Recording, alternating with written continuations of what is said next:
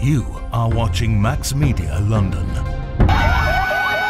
চট্টগ্রামের সীতাকুণ্ডে কদম রসুল এলাকায় সীমা অক্সিজেন লিমিটেড নামে একটি অক্সিজেন প্ল্যান্টে বিস্ফোরণ থেকে আগুন লেগেছে।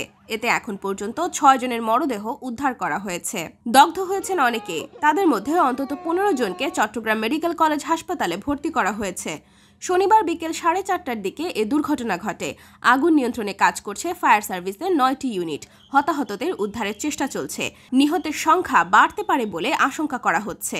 ফায়ার সার্ভিসের সিনিয়র স্টেশন অফিসার সুলতান মাহমুদ বলেন, এটি অনেক বড় ধরনের একটি বিস্ফোরণ। সীতাকুণ্ড উপজেলার নির্বাহী কর্মকর্তা মোহাম্মদ শাহাদাত হোসেন জানান, ফায়ার সার্ভিস, পুলিশ ও উপজেলা প্রশাসন দুর্ঘটনাস্থলে উদ্ধার তৎপরতা চালাচ্ছে। সীতাকুণ্ড থানার ভারপ্রাপ্ত কর্মকর্তা তোফায়েল আহমেদ বলেন, বিকট শব্দে বিস্ফোরণের ঘটনা ঘটে।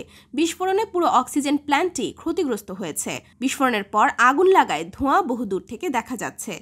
গত বছরের 4 জুন এই অক্সিজেন প্ল্যান্ট থেকে 1.25 কিলোমিটার দূরে বিএম কন্টেইনার ডিপোতে আগুন লাগে। ডিপোর কিছু কন্টেইনারে থাকা রাসায়নিক পদার্থের কারণে দফায় দফায় বিস্ফোরণ ঘটে। এতে অন্তত 50 জন নিহত ও 2 শতাধিক মানুষ আহত হয়।